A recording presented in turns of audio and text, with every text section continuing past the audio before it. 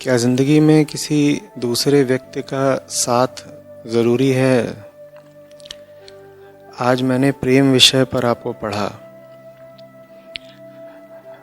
आपने बताया कि प्रेम दूसरे से चिपकने का नाम नहीं है। मन शांत हो, अकेला हो, तब उसे प्रेम समझ आता है। पर मैं तो अकेले नहीं रह पाती हूँ। क्या मुझे प्रेम कभी समझ में नहीं आएगा? अतीत में मुझे प्रेम हुआ था, ऐसा मुझे लगा, पर आज समझ आता है कि वो सच्चा प्रेम नहीं था। आगे से कैसे परखूं कि प्रेम सच्चा है या नहीं? बहुत सरल है। परखना है कि प्रेम सच्चा है या नहीं, तो बस ये देख लो कि प्रेम तुम्हारा तुमको दे क्या रहा है। सुख या होश? शुरुआत में ही पूछा है कि क्या किसी दूसरे व्यक्ति का साथ जरूरी है? दूसरे व्यक्ति का साथ तो होगा ही होगा। क्या आप कभी किसी से संपर्क में ही नहीं आएंगे?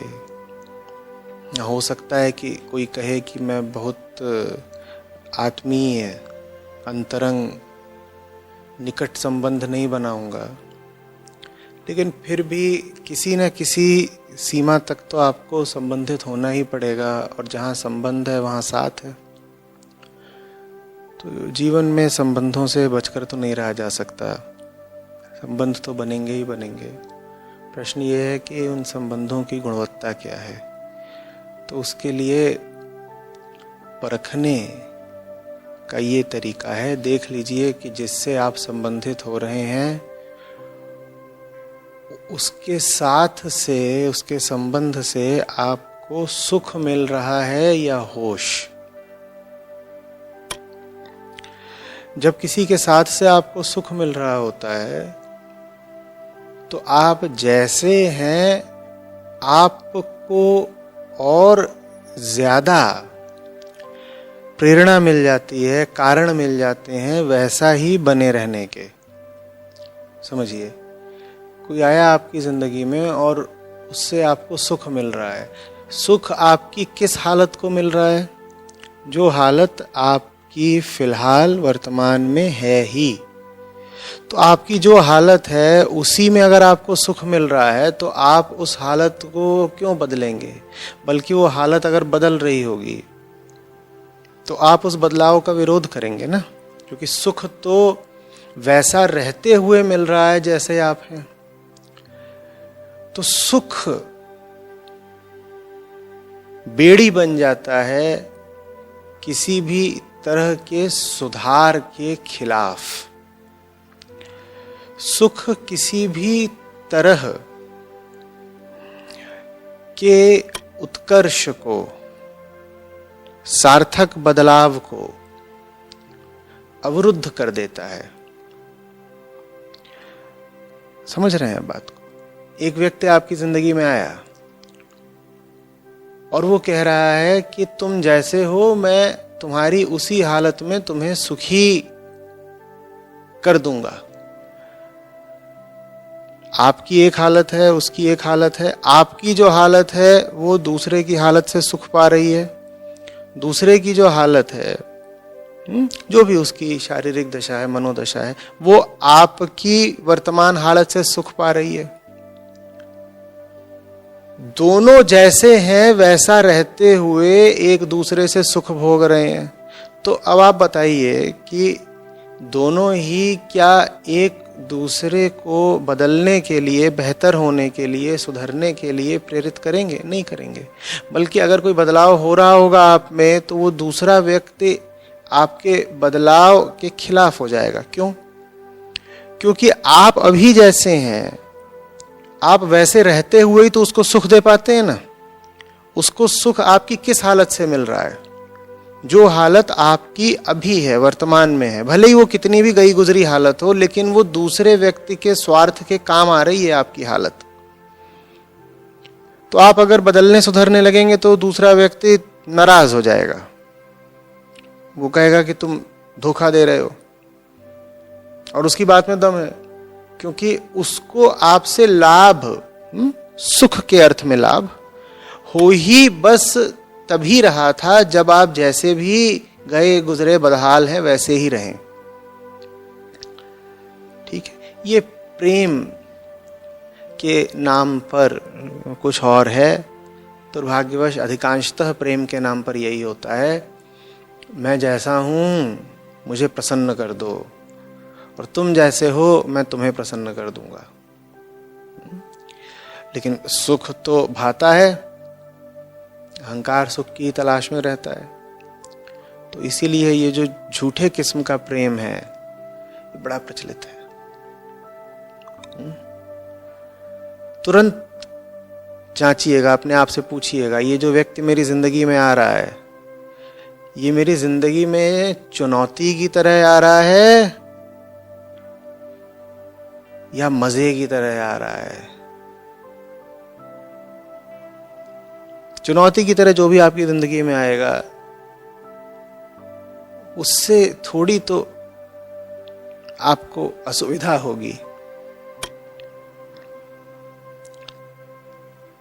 हो सकता है बौद्धिक तल पर आपको पता भी हो कि वो जो चुनौती आपको प्रस्तुत कर रहा है वो चुनौती आपके काम की है, लाभ की है, लेकिन फिर भी आप थोड़ा खिसियाएंगे,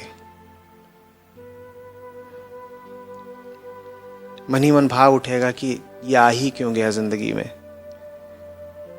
ये परेशान करता है, मजबूर करता है, मेहनत करवाता है, चुनौती देता है, अहंकार कोचता है, परेशान करता है। भाई ये आदमी, ये नहीं पसंद है।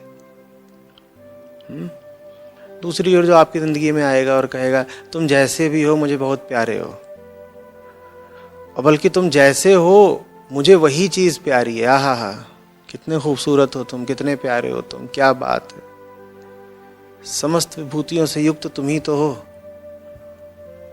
तुम में रब दिखता है, भगवान हो तुम मेरे। उसके साथ आप बहुत प्रसन्न हो जाएंगे, क्योंकि उसने तो चढ़ा दिया आपको चने के झाड़ पर। चने के झाड़ पर चढ़ने का फायदा ये होता है कि अब किसी भी अन्य ऊंचाई से अब आप अवरुद्ध हो जाते हैं, और ऊपर चढ़ने में जो श्रम लगता है उस श्रम के विरुद्ध अब आप सुरक्षित हो जाते हैं। चने पे ही चढ़ के बैठ गए हो और आपको आपके प्रेमी ने बता दिया है कि बस यही तो आसमान है, तो अब आगे की जितनी भी ऊंचाइयां थीं उनका आपके लिए कोई महत्व नहीं रहा, कोई अर्थ नहीं रहा। आपके पास कोई कारण, कोई प्रेरणा नहीं बची कि अब आप और ऊंचा चढ़ें। आपके प्रेमी ने कहा बस तुम आसमान पर ही तो बैठे हुए हो। ऐसे ही प्रेमियों की हमको तलाश रहती है, सुख दे दें, सांत्वना दे दें, झूठी तसल्लियां दे दें, तारीफें कर दें, और बदले में फिर जो कुछ हमें उनसे मिलता है हम भी उसको सूद समेत लौटाते भी हैं। कहते ना, तुम मेरी पीठ खरोचो और मैं तुम्हारे खुजली करूंगा, दोनों खुश हैं।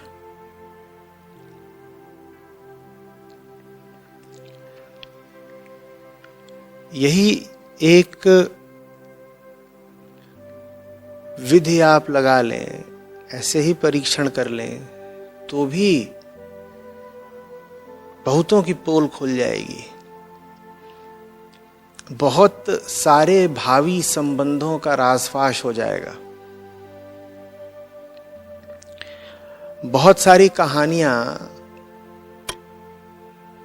विस्तार लेने से पहले ही खत्म हो जाएंगी। बहुत सारी बीमारियां जड़ पकड़ने से पहले ही मिट जाएंगी। पूछ लिया करिए, ये जो इंसान मेरी जिंदगी में है, ये मुझे बढ़ते, बदलते, बेहतर होते देखना चाहता है या मैं जैसा हूं ये उससे ही संतुष्ट है।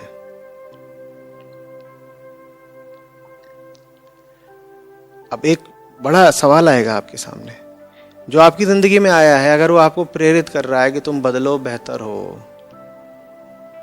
तो माने वो जानता है कि आप जैसे हो ठीक नहीं हो, तभी तो कह रहा है कि सुधर जाओ, बेहतर हो जाओ।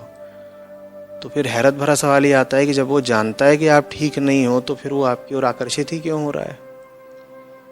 यही प्रेम की निस्वार्थता है, निष्कामना है। आपका प्रेमी आपके पास अगर सच्चा है प्रेमी, तो आपका मुरीद या प्रशंसक बनकर नहीं आ सकता, आपका फैन बनकर नहीं आ सकता।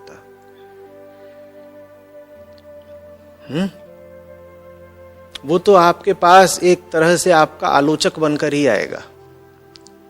अभी बात ही हमें अखर गई, चुभ गई बिल्कुल, क्योंकि कहीं प्रेमी है और आलोचना कर रहा है। हाँ भाई, अगर असली है तो यही करेगा। तो फिर हम बड़े चक्कर में पड़ जाते हैं। हम कहते हैं अगर वो हमारी आलोचना ही कर रहा है तो प्रेमी कैसे हुआ? अगर वो हमारी आलोचना कर रहा है तो फिर वो हमारी ओर आकर्षित हो ही क्यों रहा है? जब उसे हम बुरे ही लगते हैं तो वो हमारी ओर आएगा ही क्यों? यही तो बात है। प्रेम में आप किसी की ओर इसलिए नहीं जाते कि आप को वो अच्छा लगता है। प्रेम में आप जिसकी ओर जाते हैं इसलिए जाते हैं क्योंकि आप उसका भला चाहते हैं। दोनों बातों में बहुत अंतर है। प्रेम अगर सच्चा है तो उसमें आप जिसकी ओर जा रहे हैं वो आपको अच्छा वगैरह नहीं लग रहा है कि अरे रे बड़ा भाता है, बड़ा सुहाता है, कितना सुंदर है, कितना प्यारा है, आहा हा, ये सब नहीं। प्रेम में तो आप अच्छी तरह जानते हैं कि दूसरे की थाली में कितने छेद हैं। प्रेम में तो आप भली भांति जानते हैं कि दूसरे के चरित्र पर कितने धब्बे हैं। प्रेम में आप भली भांति जानते हैं कि दूसरे के मन में, आचरण में कितनी कमजोरियां हैं। फिर भी आप उसकी ओर जाते हैं। क्यों जाते हैं? राम जाने। सांसारिक दृष्टि से देखें तो प्रेम का कोई कारण नहीं होना चाहिए, सच्चे प्रेम का। झूठे प्रेम का तो कारण है। झूठे प्रेम का कारण यह है कि दूसरे की ओर जाओगे तो सुख पाओगे, दूसरे की ओर जाओगे तो दूसरे को भोग लोगे, मजा आएगा। सच्चे प्रेम में तो आप जिसकी ओर जा रहे हो आप भली भांति जानते हो वो कितने पानी में, खूब पता है आपको। आप जिसकी ओर जा रहे हो, आप जैसे संबंधित हो रहे हो, उसमें लाख दोष हैं, लाख विकार हैं, फिर भी आप उसकी ओर जा रहे हो। तो हमारा साधारण संसारी मन झंझट में पड़ जाता है, एकदम सकपका के पूछता है तो फिर उसकी ओर जा ही काहे को रहे हो जब पता है उसमें इतने विकार हैं। राम जाने। यही तो प्रेम की बात है। प्रेम में आप दूसरे की ओर इसलिए नहीं जाते क्योंकि उसकी वर्तमान स्थिति आपको सुख दे देगी। प्रेम में आप दूसरे की ओर इसलिए जाते हो क्योंकि आपको पता है कि दूसरे की वर्तमान स्थिति सच्ची नहीं है, उसकी वर्तमान स्थिति बस एक झूठ है, एक बंधन है, एक कैद है जिसमें वो दूसरा व्यक्ति फंसा हुआ है। उस दूसरे व्यक्ति को उसकी वर्तमान स्थिति की कैद से छुड़ाना जरूरी है, आप इसलिए उसके पास जाते हो। हाँ, तुम्हें क्या मिलेगा फिर दूसरे को कैद से छुड़ाकर? देखो भाई, अब पूछ ही रहे हो तो बता देते हैं। वो जब आजाद हो जाएगा ना, आजादी देखने में बड़ा आनंद है। उसकी आजादी देखकर तुम्हें क्या मिलेगा? आजादी उसकी या हमारी नहीं होती, तेरी या मेरी नहीं होती। आजादी आजादी होती है और आजादी मात्र बड़ा आनंद देती है। किसी की आजादी देखो, सब शिखर एक होते हैं, जमीनें अलग अलग होती हैं, जमीनों के ऊपर आसमान एक है। समझ में आ रही है बात? दूसरे की ओर इसलिए नहीं जा रहे हैं क्योंकि वो जैसा है वैसा ही प्यारा है। अजी कहां, दूसरा जैसा है वैसा ही अगर आपको प्यारा लग रहा है तो आप उसकी ओर जा रहे हैं सिर्फ उसका शोषण करने, भोगने के लिए। बात बुरी लग रही हो तो भी समझिएगा। मैं ये नहीं कह रहा हूं कि दूसरे की ओर जाओ इसलिए कि उससे नफरत है तुमको, या उसके पास जाकर के उसको घृणा की दृष्टि से देखो, उसका अपमान करो। ये सब नहीं कह रहा। प्रेम का मतलब है वो जो व्यक्ति है और उसकी जो वर्तमान वैयक्तिकता है, उसकी जो वर्तमान दशा है, उसमें रखा क्या है? अरे हमारी ही वर्तमान दशा में कुछ नहीं रखा, हम तुम्हारी वर्तमान दशा के कायल कैसे हो जाएं भाई?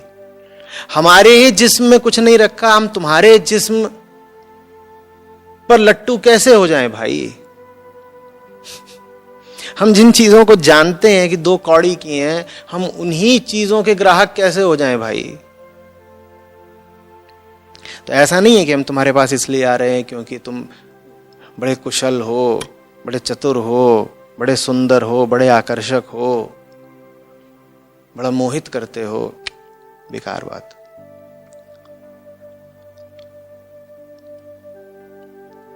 हो तो तुम कुछ नहीं। देखो, प्रेम करते हैं तुमसे, इसीलिए साफ सपाट बताए देते हैं, कुछ नहीं हो तुम, एकदम तृण मात्र हो, घास का तिनका जिस पर भाग्य पांव रख रख करके चलता रहता है, घास का तिनका जिसको किस्मत अपने भारी भरकम पहियों तले रौंदती रहती है। ऐसे ही हम हैं, ऐसे ही तुम हो। तो ऐसा नहीं है कि तुम्हारी हालत में हमको कोई बहुत आकर्षण है, पर जब हम जानते हैं कि तुम्हारी अभी की हालत झूठ है, तो फिर हम ये भी जानते हैं कि कोई सच होगा तुम्हारा, और तुम्हारा वो जो सच है उससे हमें प्यार है। क्यों? क्योंकि हमें सच से प्यार है। झूठ व्यक्तिगत होते हैं, सच तो एक होता है ना। अभी जो तुम्हारी हालत है वो तुम्हारी हालत है, वो एक झूठ है, वो तुम्हारा व्यक्तिगत झूठ है। अभी जो दूसरे की हालत है वो उसकी हालत है, वो जो हालत है वो झूठ है, वो उसका व्यक्तिगत झूठ है। ये सारी हालातें, ये सब कैद हैं, सब हालात कैद हैं, कैद खाने हैं। इनसे जो आज़ादी मिलती है वो व्यक्तिगत नहीं होती, उसमें सब एक होते हैं। हम वो देखना चाहते हैं, वही लालसा है हमारी, वही स्वार्थ है हमारा। उसी दिन के लिए तुम्हारे पास आए हैं, यही हसरत है हमारी। पूछ रहे थे ना कारण क्या है? जब तुम जानते ही हो कि हम में इतने दोष हैं तो फिर हमारे पास आते क्यों हो बार बार? आपका किसी से प्यार हो और आप उसकी कुछ खोट निकाल दें तो तुरंत यही कहता है हम इतने ही बुरे हैं तो हमारे पास आए क्यों? चलो निकलो यहां से। जवाब मैं बता ही देता हूं, तुम्हारे पास इसलिए आए हैं क्योंकि तुम्हें वैसा देखना चाहते हैं जैसा तुम हो सकते हो। अभी तुम जैसे हो वो तुम्हारी हस्ती की अवमानना है। तुम अभी हो नहीं, तुम अभी अपने आप को ढो रहे हो। तुम जो हो सकते हो, हम उस फूल को खिलते देखना चाहते हैं। तुम जितना उड़ सकते हो, हम उस पक्षी की परवास देखना चाहते हैं, इसलिए तुम्हारे पास आए हैं। ये प्रेम है। प्रेम के पास आंखें होती हैं, इसीलिए मैंने प्रेम का संबंध आलोचना से जोड़ा। आलोचना का अर्थ यही होता है। लोचन माने आंखें। प्रेम साफ साफ देख पाता है, आंखें हैं उसके पास कि कितने दोष हैं तुम में। और झूठा नहीं होता प्रेम, मक्कार नहीं होता प्रेम, चाटुकार नहीं होता प्रेम, कि साफ पता है कि सामने वाले में कितने दोष कितने खोट हैं और फिर भी उसको मक्खन मल रहा है कि इससे कुछ लाभ हो जाएगा। और क्या लाभ हो जाएगा? एक ही लाभ होता है आमतौर पे।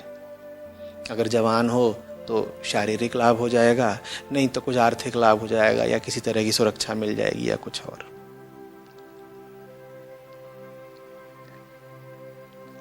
ये नहीं प्रेम है। तो आपके जो भी रिश्ते वगैरह रहे हैं उसमें गौर से देखिएगा, दूसरे से आप जुड़े ही क्यों थे। बड़ा मुश्किल होता है सच्चे प्रेम का संबंध बनाना, क्योंकि सच्चा प्यार तो बिल्कुल छाती पर वार जैसा होता है। कोई नहीं आता उसमें आपको ये ढांढस देने, क्या हा क्या बात है, तुमसे बढ़कर कौन।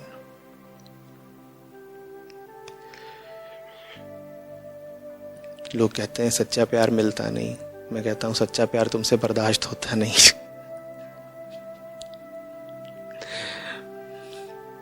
मिल तो आज जाए, झेल लोगे?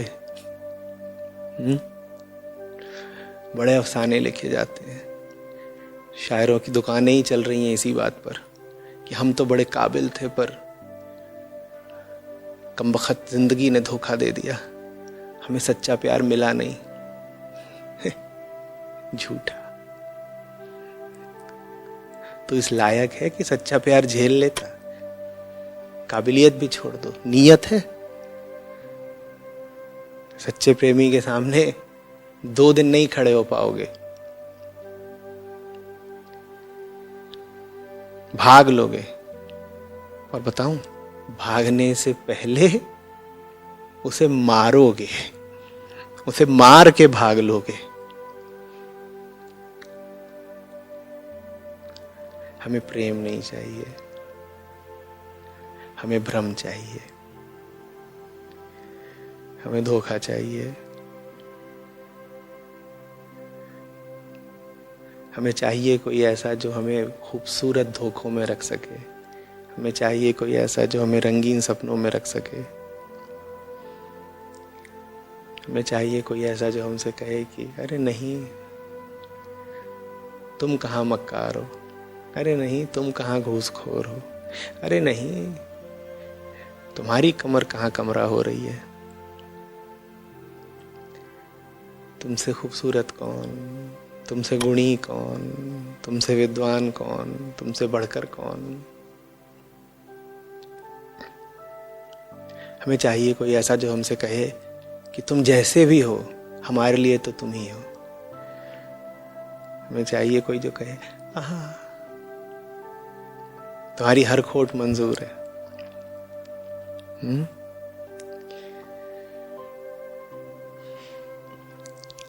साजिश होती है, हमें पता होता है कि जब तक हम उसकी खोट नहीं मंजूर करेंगे वो हमारी नहीं करेगा। साजिश होती है, हमें पता होता है कि अगर हमने उसे प्रेरित करा बेहतर होने के लिए तो फिर हम पर भी तो दबाव पड़ेगा ना, जिम्मेदारी पड़ेगी कि हम भी बेहतर हो जाएं। बेहतर होने में मेहनत लगती है भाई, बिस्तर तोड़ तोड़ के कोई नहीं बेहतर हो जाता। हमें बेहतर होना नहीं है तो हम ये भी नहीं पसंद करते कि हमारा साथी भी बेहतर हो जाए।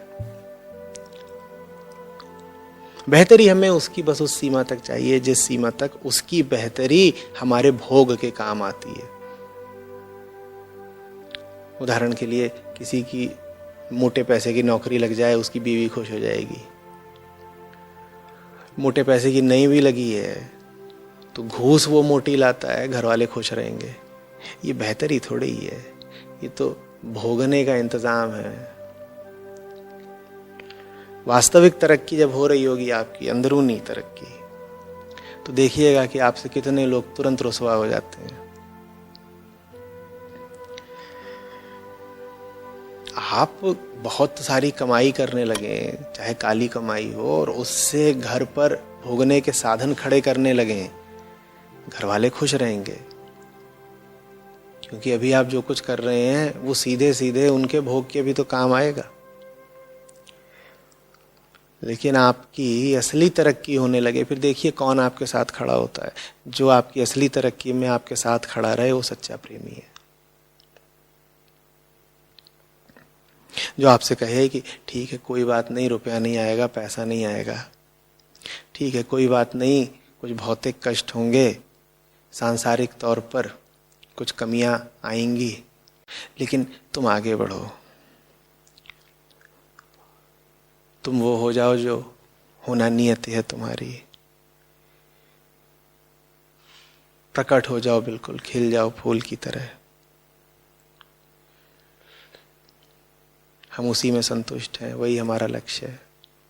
ऐसा कोई मिल जाए तो जानिएगा कि प्रेमी है। दुनिया में जो सबसे बिरली चीज है, अनुपलब्ध चीज है, जैसे हो ही ना, एकदम विलुप्त, अप्राप्य,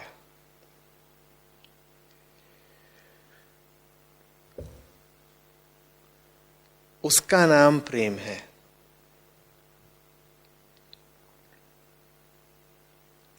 और मजाक की बात ये कि जिसको देखो उसको प्यार हुआ पड़ा है। 16-16 साल के लौंडे आशिक हुए पड़े हैं।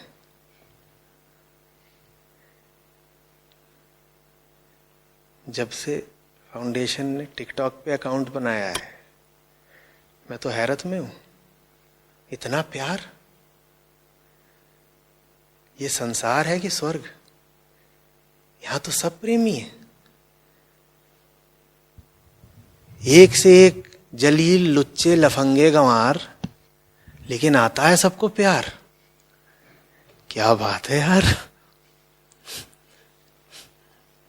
मुंह धोने की तमीज नहीं, आशिकी चरम पे है। उनको देखने वाले भी ऐसे ही। उनका प्यार देखने के लिए मिलियंस में प्यारे कतारबद्ध खड़े हुए हैं। वो जितने हैं वो सब प्यार ही बरसा रहे हैं या बरसा रही हैं। मुझे पक्का पता है इसमें से 3/4 12वीं पास नहीं कर सकते, करे भी नहीं होंगे। परीक्षा जब आती होगी सर पे तो कहते होंगे नकल का कुछ है जुगाड़। वो जुगाड़ भी उनको उनके प्रेमी जन ही करा देते होंगे। कोई जिंदगी में काबिलियत नहीं, कोई अंतर्दृष्टि नहीं, बेहतर होने की कोई ललक नहीं, लेकिन आशिकी परवान चढ़ी हुई है। गजब! बाल रंगा रखे हैं,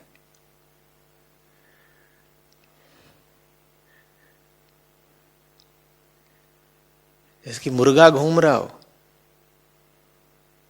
आधे पंख उसने हरे रंगवा रखे हो।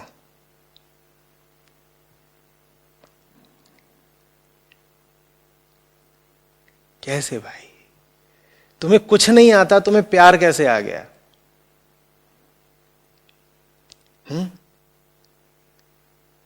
कहते हैं आप क्या जाने आचार्य जी, उम्र में आप बड़े होंगे पर किस्से तो हमारे ही लंबे लंबे हैं। आपने बहुत कुछ किया होगा पर 20 की उम्र में ही जो कुछ हमने कर डाला वो थोड़ी करा होगा आपने। जरूर बेटा।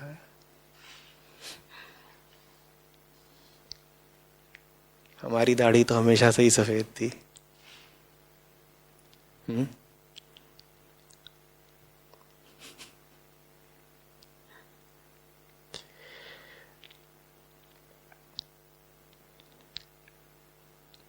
ऐसे थोड़े ही प्यार होता है कि हो गया, मुझे भी हो गया। क्या हुआ? प्यार हो गया। कैसे हुआ? वो तो प्राकृतिक है ना, हो जाता है। वो जो प्रकृतिगत तरीके से हो जाए और जल्दी जल्दी हो जाए, फटाफट होने लगे, रोज ही होने लगे, चाहा नहीं, हो गया, उसको दस्त कहते हैं। क्या हो गया?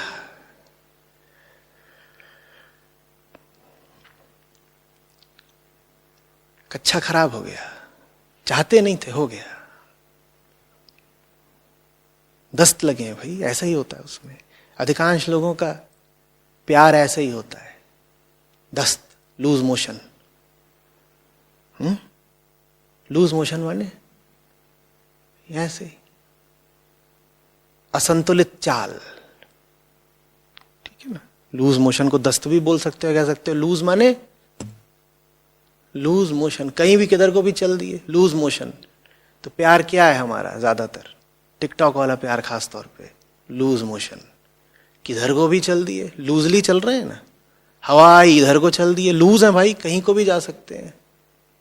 किसी ने फूंक मारी तो इधर को चल दिए, लूज है भाई, किधर को भी जा सकते हैं।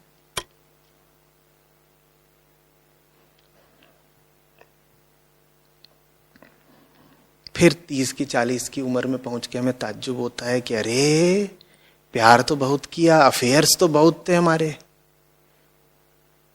कुछ मिला नहीं, घाव, चोट और निशान के अलावा कुछ पाया नहीं, वक्त की बर्बादी के अलावा। क्यों? क्योंकि प्यार प्राकृतिक नहीं होता बच्चे, प्यार आध्यात्मिक होता है। अभी कुछ दिन पहले मैंने धर्म पर